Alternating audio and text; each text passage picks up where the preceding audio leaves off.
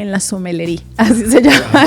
Hay que decirlo La bien. otra vez nos corrigieron de sommelier y ahora la sommelería. Está en tendencia o tenés tal vez un puntaje o estás buscando algo diferente. Dice que aprender de gastronomía también es una barbaridad. Bueno, me gusta cocinar. ¿Cuál es el mejor consejo que le darías a alguien que no sabe del vino para que empiece a explorar el vino? Al final del día era la única tica a bordo. No había un solo tico más en toda la compañía, era la única.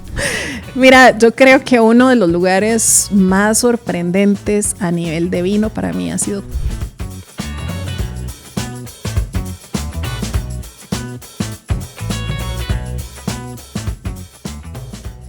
Bienvenidos a un nuevo capítulo de Tomar no es complicado, donde el vino no es una ciencia, es una aventura que espero que disfruten con nosotros. Hoy tenemos un tema muy interesante. Vamos a meternos en el misterioso, elegante, no sé si intimidante mundo de los sommeliers. Ese ser que aparece con una botella cuando nosotros vamos a un restaurante y nos trata de enseñar o de ver el vino o de ayudarnos en esa puente entre el vino y la comida. Pero en realidad sabemos que es un sommelier o es una persona que solo recomienda vinos caros. O estudia por gusto, o estudia por masoquismo. Realmente queremos saber todas esas cosas que son una incógnita en este medio. ¿Y cómo hace para aprenderse tantas etiquetas? ¿Ah? Ese tiene una memoria extraordinaria. Pero hoy todas esas dudas nos va a dilucidar nuestra invitada de hoy. Antes, don Eleazar, muy buenas, ¿cómo estás? Bueno, amigos, en un nuevo episodio de Tomar no es complicado, el día de hoy tenemos una invitada muy especial.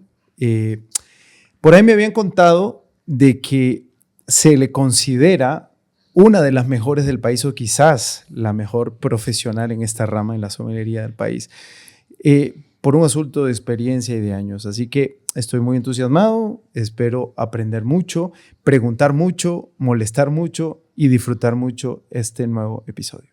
Bueno, y sin más, vamos a presentar a nuestra amiga Gabriela Corrales. Bienvenida, Gavita, a Tomar no es complicado. Hola, Eleazar, hola, Nacho. Gracias por la invitación. Bienvenida, Gabriela. Ya yo estoy ruborizada de solo esa introducción realmente, pero muchas gracias. Mira, te voy a decir la verdad. Tengo un mes escuchando a Nacho. Tenemos que traer a Gabriela.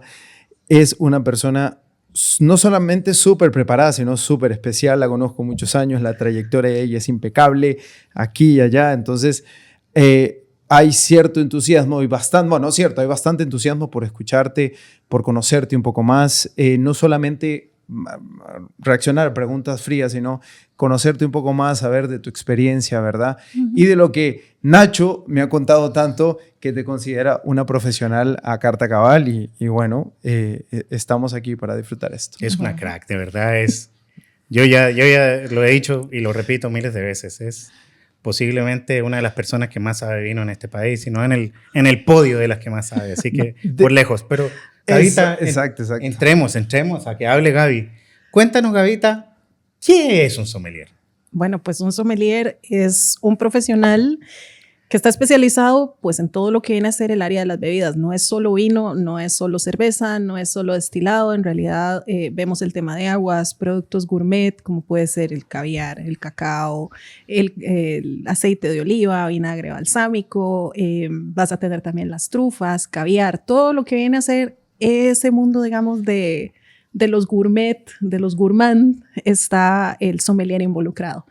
Sí, es mucha información, por supuesto, es bastante lo que uno le toca aprender, es bastante lo que le toca memorizar, pero también es la parte linda cuando uno tiene la oportunidad de probarlo. Entonces, entra ahí la parte realmente práctica de uno, de toda esa teoría que le toca a uno, pues ponerse dentro de la cabeza, y es pues lo lindo realmente de la carrera de sommelier. ¿Hace cuántos años te graduaste? Yo me gradué en el 2010. Ok, entonces tenemos 15 años de experiencia en campo, ¿verdad? De esa parte teórica que vos, el día que te graduaste, ya tenías conocimiento, al día de hoy, si podemos poner eso como un 100%, ¿cuál fue el porcentaje de conocimiento al momento que terminaste de estudiar? ¿Tú me entiendes lo que quiero decir? Digamos que, o sea, de tu 100% de hoy, al momento que te graduaste en el 2010, quizás tenías un 20, un 30 de lo que hoy conoces, ¿verdad? Que más aprendiste afuera. En Perú no se van a hacer preguntas, como lo puedes ver aquí. Son medios cantinflas, pero espero que hayas entendido la pregunta. Sí, entiendo el tema. Realmente, te voy a ser muy honesta. En el momento en que nos graduamos, esa primera generación, de hecho fue de la Escuela Argentina de Sommelier, y no es por hacer publicidad. No nos están pagando nada.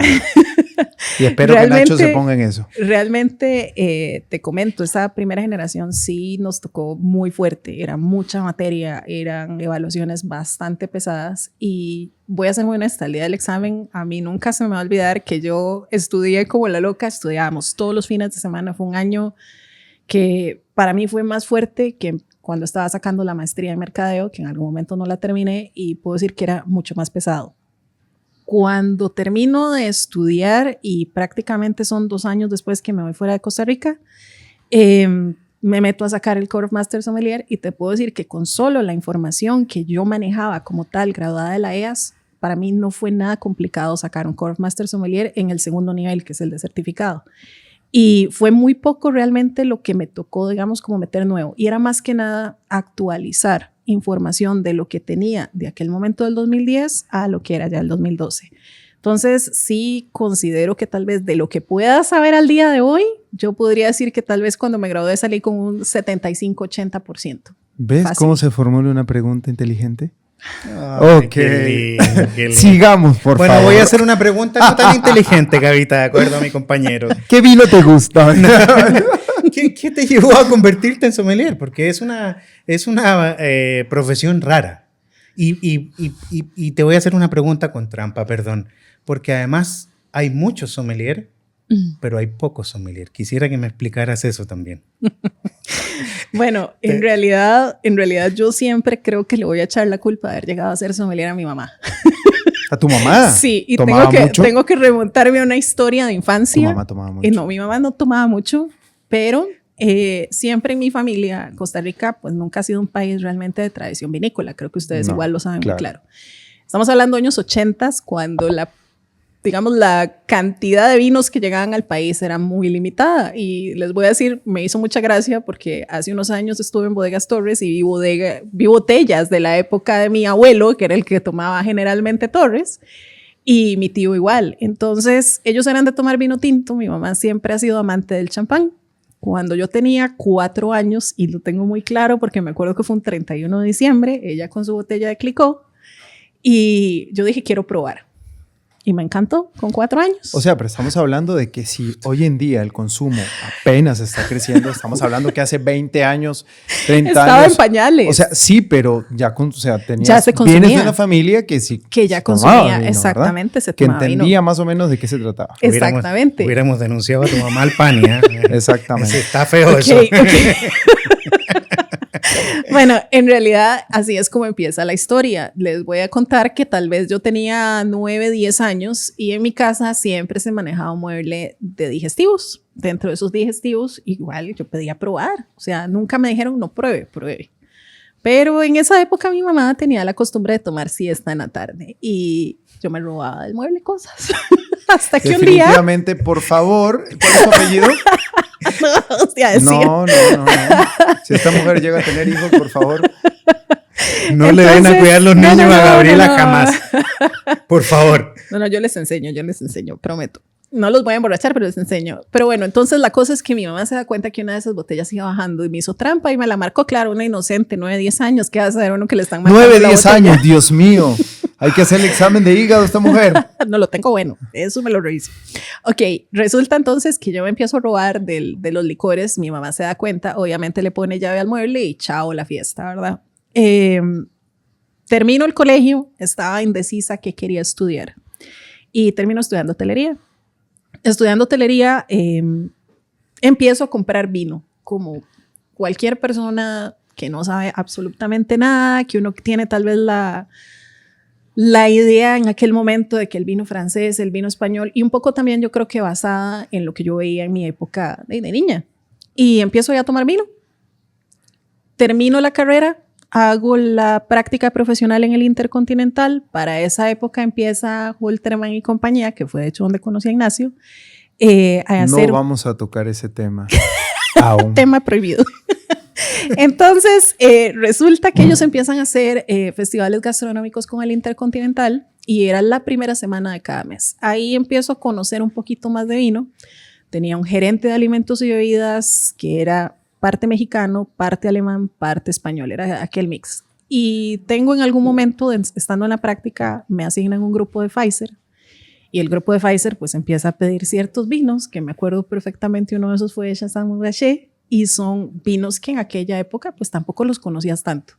Y yo llego y le pregunto, y entonces el tipo me explica y lo que hace es sacarme el atlas del vino de Hugh Johnson. Muy claro lo tengo, y me lo presta y me dice, tome, lléveselo y ojéelo y empiece a aprender un poco de vinos, porque yo sé que aquí a ustedes no les enseñan de vinos como en otras escuelas de hotelería.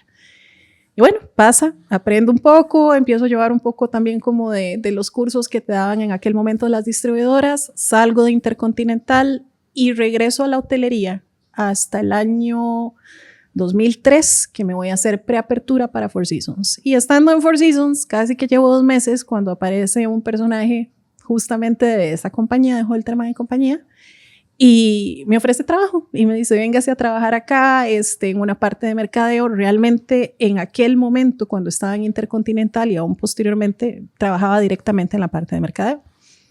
Y yo, pues no, o sea, me quiero quedar aquí. Estaba en una parte ya más operativa, era un poco, digamos, más, ¿qué se podría decir? Más retadora para mí el estar en una parte operativa. Y bueno, es una persecución que hasta prácticamente eso empezó, te puedo decir, diciembre. Yo creo que por ahí de febrero, marzo mandé el currículum porque ya era demasiada la insistencia. Y para julio de ese año me vengo a trabajar a Holtermann. Y bueno, conociendo a este personaje que te saca a la par. Hasta ese momento, ¿tu relación con el vino cómo era? Consumidora. Por más que trabajabas en el Four Seasons, exacto. ¿Catálogos de vino eran muy escuetos, muy bajos o pocas empresas eran las que ponían la oferta? Pocas empresas realmente te ponían la oferta y te voy a decir, creo que en aquel momento definitivamente Holtermann era pues la fuerte, la número 1. Y bueno, me contratan, llego a trabajar con vinos y fue amor a primera vista, podría decirlo yo en esa forma, porque uno, ya me gustaba comer bien. Viene el vino, me viene a empezar a complementar, empiezo a aprender, empiezo a comprar libros, a autoeducarme, hasta llegar a un punto que me acuerdo muy claro, para el 2009 tenía planificado, de hecho, irme a Argentina a sacar la carrera de sommelier. Ya había llegado a un punto en que yo decía, quiero seguir trabajando con vino, quiero aprender más de vino. Y pues se da que en aquel momento se traen a la Escuela Argentina de Sommelier para acá, que era donde yo me quería ir a estudiar, y me meto a estudiar la carrera. Así se da. Y ahí empieza el idilio amoroso. Ahí empieza el idilio amoroso. Gavita, pero así, qué concho, de una vez. No, es que quiero llevarla a un tema más íntimo, más polémico, por decirlo de alguna manera. No me quieran matar, pero Gavita, porque hay una enorme diferencia entre los sommeliers, que son personas que normalmente se dedican al servicio de los vinos, y sommelier más en general, que se meten por saber un poco más y que trabajan o no en la industria. Entonces, como para que a la gente le quede claro, digamos, ¿qué puede hacer un sommelier? ¿Qué puede hacer un sommelier de servicio, para decirlo de manera elegante? Pero ¿por qué estamos usando la frase sommelier de servicio? Antes de comenzar el programa, Gaby, para nosotros tiene el título como de la mejor sommelier del país. Suena pesado, suena fuerte, pero se podría enfocar también desde el punto de vista de la experiencia, ¿verdad? De la experiencia, de los años, de lo recorrido, ¿verdad? ¿Por qué? Porque aquí siempre tenemos que tocar el tema acerca del sommelier de servicio y el sommelier de oficina. De oficina, ¿verdad? Que yo más que de oficina, yo uso la palabra dedicado a venta, ¿verdad? Uh-huh. Entonces, no lo hacen más, no lo hacen menos, sino que está enfocado en algo. Sí, son trabajos distintos. Lo que pasa Totalmente. Es que, o sea, mi pregunta, como te digo, sin intención, ya haciéndolo serio. No seas mentiroso. Es que globalmente el sommelier se lo conoce más como una persona de servicio y después ya cuando llegas sommeliers a nivel top, son personas que inclusive o trabajas en una prestigiosa revista haciendo catas a nivel global, o te dedicas a asesorar bodegas, a enólogos, a hacer mezclas y cosas. O sea, a ese nivel estoy viendo. Pero digamos, en Costa Rica, el tema de servicio, como lo haces tú, prácticamente no existe. Entonces, por eso hacemos la pregunta. Es intencional. Y es lo más conocido que hay. Es intencional. Sí, cuéntanos, Javi. Nos van a odiar, huevón. A ti, a mí no. Yo no sé a quién van a odiar aquí, pero bueno, el tema es, son dos cosas totalmente diferentes. De hecho, sí, yo empecé como sommelier de oficina, se puede decir en esa forma. En algún momento, sí, me tocaba atender clientes de on-trade principalmente, pero también en algún momento me tocó enseñar a gente e incluso en algún momento dar apoyo en la misma escuela argentina de sommeliers a enseñar a futuros sommeliers. Y te puedo decir que tuve uno que fue profesor nuestro en esa primera generación y me acuerdo que casi graduándonos fue ese uno comentario que hizo. Dice, es que aquí los sommeliers que van a estar son sommeliers de oficina, porque aquí realmente no hay lugares que demanden tener un sommelier de piso. Yo quería ser sommelier de piso y quería saber qué era ser sommelier de piso. ¿En qué momento hizo ese comentario? O sea, ¿qué momento de la carrera estabas? Pues yo te puedo decir, creo que estábamos en el último trimestre, de hecho, ya para casi terminar. Y ¿Después de 15 años ha cambiado algo?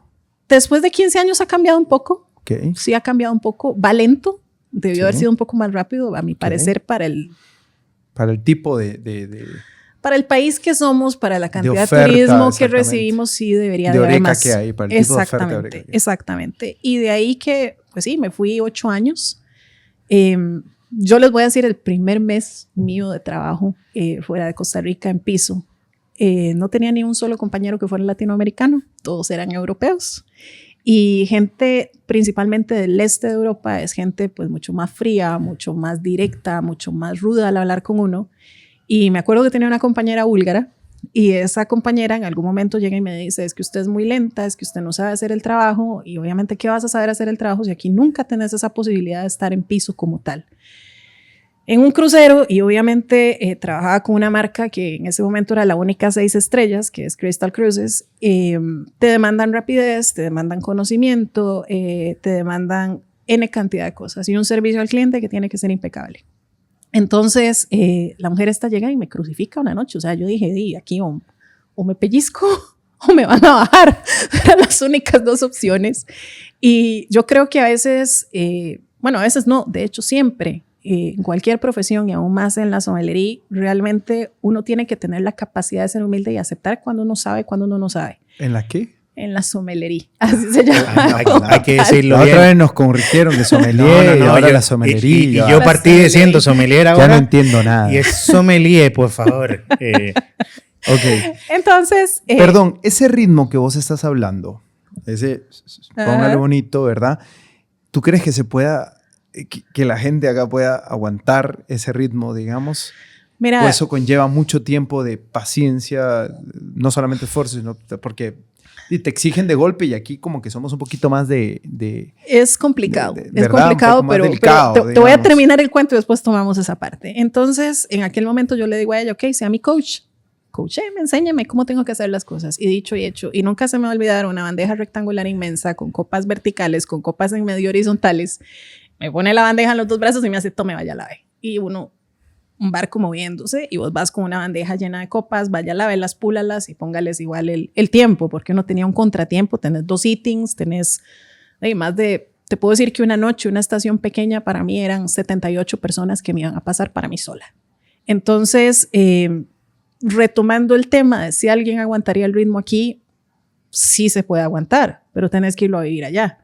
Obviamente aquí en Costa Rica, como lo decís, es un ritmo mucho más pausado. Yo hoy en día que trabajo en un restaurante, que tengo personal a cargo, lo sufro y lo sigo sufriendo y lo seguiré sufriendo. No quieres acostumbrarte a ese ritmo. Realmente no es que no quiera, no es que no quiera, es que no puedo. O sea, realmente uno aprende a ir en ese ritmo acelerado que lleva uno en un barco.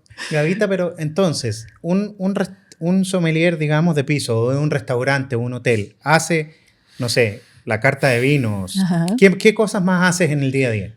En el día a día, bueno, aparte de hacer la carta de vinos, tenés que hacer tu requisición de producto, tenés que estar revisando si tenés que hacer pedidos, ordenar tu cava, estar revisando igualmente temperaturas, revisar tus copas, etcétera. O sea, es realmente todo el escenario que vas a tener listo para el momento en que te llegan los comensales. Ya al momento del servicio, pues obviamente asegurarte que tengas, pues si tenés vinos blancos que tenés que abrir, tener tu champañera, tener tu hielo, tener tu descorchador a mano. Generalmente yo digo, yo no manejo un descorchador, manejo 2, porque nunca se sabe que se te quiebre uno. Si usas pinza, tener tu pinza, siempre servilletas listas, es pues todo lo que uno necesita, lo que llamamos el mise en place. Eso. ¿Y qué haces? ¿Qué hace un sommelier? Yo me siento en la mesa y ¿qué me preguntas? ¿O apareces y qué pasa, digamos? Bueno, en realidad vas a llegar a una mesa, vas a presentar la carta de vino, vas a dejar obviamente que el cliente vea la carta de vino y en algún momento te vas a acercar y vas a preguntar si necesita una guía. A veces es complicado y lo digo porque me tocó vivirlo gente que no es necesariamente tomadora de vino y que tal vez es más tomadora de destilados o incluso de cerveza. Dependiendo del lugar vas a tener igual esas opciones de jugar un poco con los destilados porque no solo se hace maridaje con vino, también Exacto. Lo puedes hacer con destilados, lo puedes hacer con cerveza, con cualquier bebida. Si la persona realmente se quiere arriesgar a hacer ese cambio de un destilado, de una cerveza a un vino y tal vez basarte un poco en el perfil de sabores que a esa persona le gusta, porque si ya te dice, mira, es que tomo un single malt y me gustan más ahumados, entonces te vas a ir a buscar probablemente un vino donde tengas un poco más esas características y que la persona pues le llegue a agradar. Es parte, creo que de cualquier sommelier, el primero indagar un poquito que tenés en la mesa. Y pues obviamente también va ligado al tema del plato que vaya a pedir la persona. No es lo mismo que yo llegue y le recomiende a alguien un Sauvignon Blanc y me dice, sí, me voy a comer un trozo de carne. A que me diga, me voy a comer un ceviche y le diga, sí, un Cabernet Sauvignon. O sea, estábamos con cosas totalmente opuestas donde no va a haber una experiencia realmente grata. Y yo creo que uno sommelier lo que vende es una experiencia. Algo que ojalá sea inolvidable, que la persona se siente en la mesa, se tomó la copa de vino, se tomó la bebida que quiera tener en mesa con el plato que haya escogido, pero con esa guía en que llegue en ese momento y diga, wow. Este crucero que me estás contando, ¿me puedes repetir el nombre, el nivel del mismo? ¿Cuántos años estuviste en él? Crystal Cruises era, no sé ahorita hasta 5, pero era 6 estrellas, era el único 6 estrellas. Estuve 5 años y medio. De ahí brinqué a otra compañía, porque yo dije, me bajo, ya no vuelvo más. Y en realidad volví a otra compañía que se llama Viking Cruises, que es una compañía noruega. Ahí estaba de Head Sommelier y Bar Assistant Manager, entonces ya estaba más involucrada en la parte, digamos, operativa como de bar. Y igualmente me tocaba hacer eventos dentro del mismo barco. Te tocó hacer la experiencia en el lugar top. En lugares top. Exacto. Porque después de Viking realmente era un ritmo muy pesado, si debo decir. O sea, uno en barco trabaja duro, trabajas 10, 12 horas al día, pero ya yo en Viking te trabajaba 20 horas al día en algunas ocasiones. Entonces ya uno llega a un punto en que dice, ya no da el cuerpo para tanto, ¿verdad? Sí. Y de ahí me voy a trabajar a otra empresa, que de hecho otra naviera, que era competencia de Crystal, que se llama Seabourn. Y en Seabourn me voy como sommelier del restaurante de especialidad, que fue un honor porque era un restaurante de Thomas Keller, que es el famoso de French Laundry. Y ese restaurante se llama The Grill by Thomas Keller. Entonces, decir cada invitado que va dentro de ese barco tenía la posibilidad, según la cantidad de días que fuera el tour que teníamos, de 1 o 2 visitas al restaurante. El restaurante manejaba un menú fijo, pero también teníamos platos especiales que cada 2 días los cambiábamos. Y con esos platos especiales, pues también se jugaba un poco con el tema de los vinos. Había una carta para Thomas Keller y una carta general del barco. Yo podía usar cualquiera de las dos. Tuviste que aprender de gastronomía también, una barbaridad, me imagino. Bueno, me gusta cocinar, lo cual es una ventaja. Y realmente cuando me tocaba enseñar y me tocaba igualmente enseñar a sommeliers, yo siempre les decía, vayan a la feria, compren, huelan todo, porque ese es el secreto para desarrollar la nariz. Cuando llegas a ser head sommelier de estos lugares, la decisión de qué vinos se van a ofrecer pasa por vos, tú escoges cómo esa selección, cómo dices tú, quiero esta bodega, o sea, bueno, realmente no es solo el head sommelier, generalmente hay un sommelier corporativo y ese sommelier corporativo se sienta con los head sommeliers de los distintos barcos, porque son varios barcos, no solo uno. En algunas ocasiones vamos a bodegas en puerto, se va uno, se baja, prueba y dice, ok, esto nos puede resultar, está en tendencia o tenés tal vez un puntaje o estás buscando algo diferente. A veces jugás también un poco con la zona del mundo en la que estés. Por decir, si yo estaba en Australia o Nueva Zelanda, iba a tener más vinos de Australia y Nueva Zelanda. Si me iba para Europa, obviamente me iba a tener más europeo. Si me iba a Sudamérica, era vino suramericano. ¿Y qué es lo que más te sorprendió? Yo creo... ¿Qué país te sorprendió? Dice, wow. Chile, por supuesto. No, gato, no. No fue Chile, lo lamento. Mira, yo creo que uno de los lugares más sorprendentes a nivel de vino para mí ha sido Croacia. ¿Croacia? Croacia, sí. Sí, realmente Croacia, Hungría fueron para mí dos cosas y que a la fecha, digo, me encantan los vinos de los lugares. Son totalmente diferentes y lo curioso son países que casi nadie conoce a nivel, digamos, de vino y igualmente a nivel de gastronomía y tenés vinos fabulosos que vas a pagar $20, $30. Para ellos es carísimo, pero uno dice, esto es un regalo. Sí, y realmente es así. Entonces sí creo que fueron los dos lugares que a mí más me sorprendieron. Vino extraño, un Shiraz de Tailandia. Yo te dije que era una crack. No hay gente que tenga la experiencia de Gaby. ¿Qué es lo más, algo que te voló en la cabeza? No una sino algo que tuviste que, ay, ¿qué pasó acá? O sea, ¿qué es lo más inaudito, lo más pum, que te hizo volar la cabeza a una vivencia? Vivencia en el sentido mío con algún vino o con un cliente y el vino. Sí, exacto, con un cliente, digamos. Con un cliente y el vino. Ok, tuve una señora en un crucero que yo decía, esto es un atentado a la humanidad. Y esa señora todas las noches me pedía Chardonnay, bien cargado de barrica, y encima me pedía piel de limón y una rodaja de limón mesino, el que tenemos acá, y ella se lo echaba dentro del vino con hielo. Ustedes se pueden imaginar a lo que sabe eso. Ácido con barrica. Yo decía, esta mujer está loca. Eso ha sido, yo creo que de las cosas. ¿No le trataste de refutar por qué hace eso? No, ni para qué. No podés. O sea, cuando estás dando un servicio en un lugar de ese nivel de lujo, no puedes refutarles nada. Eso fue hecho en Crystal. Ok. No, esas han sido de las cosas inauditas que uno ve. Como en algún momento también te puedo decir, tuve un señor ruso que a un vino tinto me pide una copa de coñac y le echa el coñac al vino. Y uno, hello, o sea, ¿qué está haciendo? Sangría. Como la orden que te han dado, tenés que hacer esto, y tú dices, sí, pero es que eso no es así, es que eso no, o sea, y, tenés que hacerlo porque tenés que hacerlo. Tener que hacerlo porque tener que hacerlo, me tocó en algún momento alguien que me pidió el vino a un punto de congelación tinto. Oh. Sí. Gavita, y cuéntanos una cosa para saber, a ver, un par de preguntitas así rápidas. Una paleta. Granizado era. A ver, ¿verdadero o falso? ¿Todos los sommeliers son snobs? No. ¿Por qué se les considera snobs? A ver. Mira, yo creo que se considera que los sommeliers sean snobs tal vez por la forma en que a veces se comunica la información. Y tal vez, muchas veces, sí se dan conversaciones entre sommeliers que la gente tal vez que no conoce está a la par y dice, sí, este es un snob. Y no necesariamente es así. Creo que también hubo en algún momento una satanización, se puede decir, a los sommeliers de que éramos snobs, pero en realidad no es así. Ahora, no es tal vez sencillo en muchas ocasiones, dependiendo de la persona que uno tenga como cliente al frente o como que quieran aprender de vino, el a veces explicar.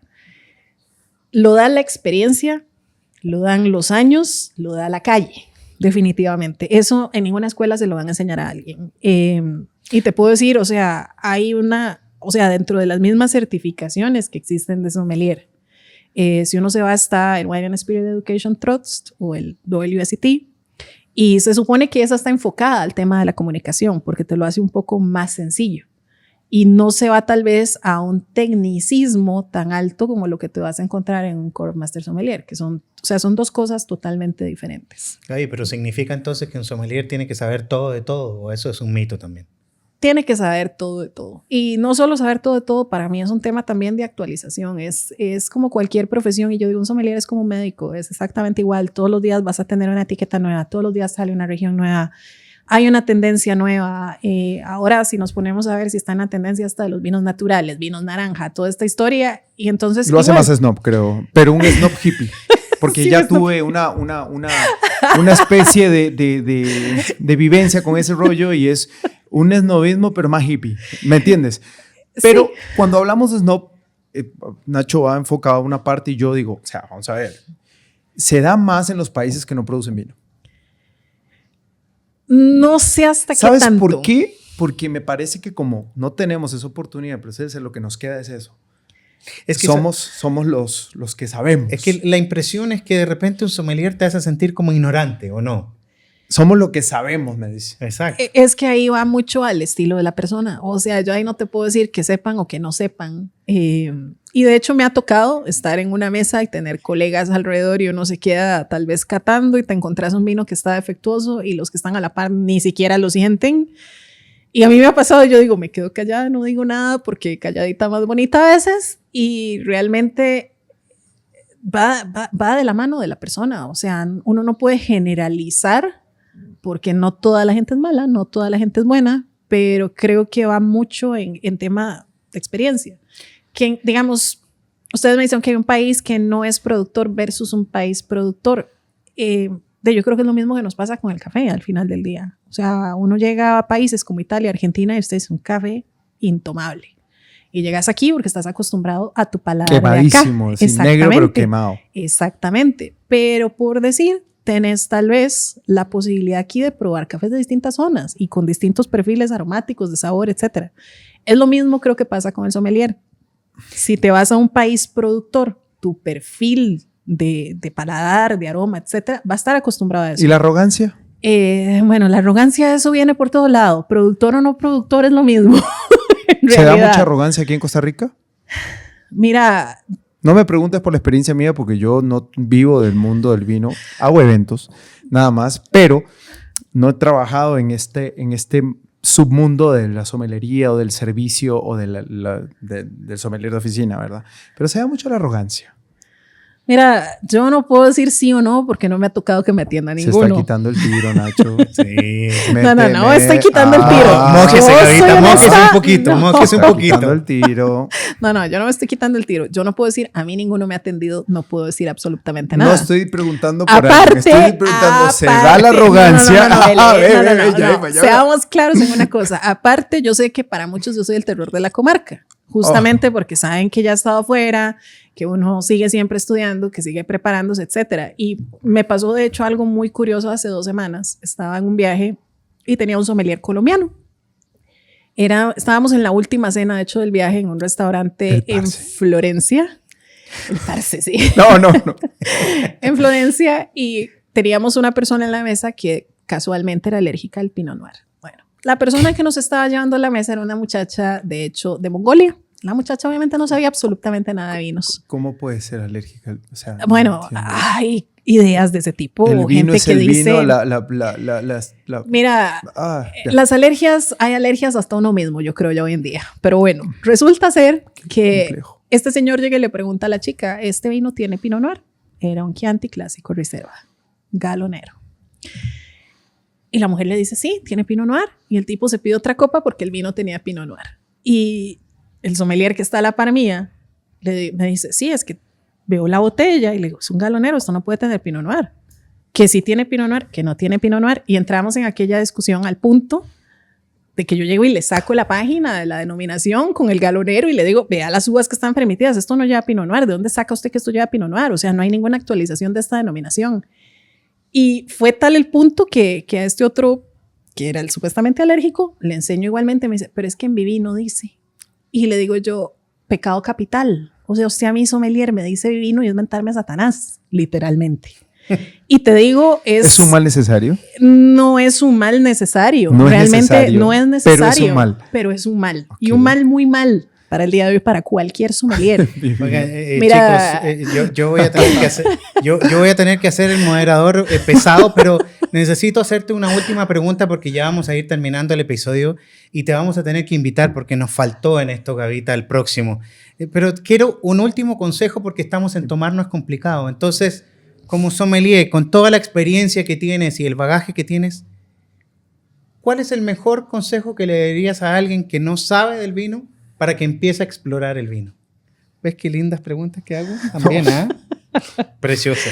Ok, si alguien no ha empezado a tomar vino, empiece a probar. Es probar. ¿Qué pueden empezar a probar? Bueno, si creen que les va a gustar más el vino blanco y les gusta más la línea cítrica, busquen vinos con perfil cítrico. Si les gusta lo dulce, busquen cosas donde la descripción tenga cosas dulces. Si te gusta el tinto, igual. No es para mí recomendable para alguien que arranque con un Cabernet Sauvignon porque probablemente va a decir, no me gusta el vino, lo van a sentir amargo, lo van a sentir fuerte. Pero pueden arrancar con un vinos un poco más suaves y de ahí ir subiendo, obviamente ir probando todo. Van a llegar a un punto en que van a encontrar algo que les guste. Y para mí sería de esa forma. Es lo mismo que la típica pregunta que le hacen a uno, ¿cuál es el vino que a uno más le gusta? ¿Vino la suegra? A mí todos, ese es el problema. A mí no hay un vino que no me guste. Creo, Eleazar, que vamos a tener que invitar a Gaby a otro programa, porque nos quedaron demasiadas cosas pendientes aquí. Cuando se disfruta algo, el tiempo no pasa. Exactamente. Pasa muy rápido. Pero tenemos que cerrar, amigo mío, este capítulo. Yo sé que tenemos que cerrar, pero quiero que me cuente algo último. Pero la invitamos a otro programa. ¿Te parece? ¿No? Vamos a tener, pero quiero darle un final bonito. Quiero que me cuentes rápidamente alguna anécdota de vida, pero que te haya enseñado, que te haya sido algo positivo para vos, que te haya marcado. Bueno, realmente positivo que me haya marcado fue el tiempo justamente que me fui. Y ese primer mes de trabajo, de irme a un crucero a trabajar con gente que no conocía.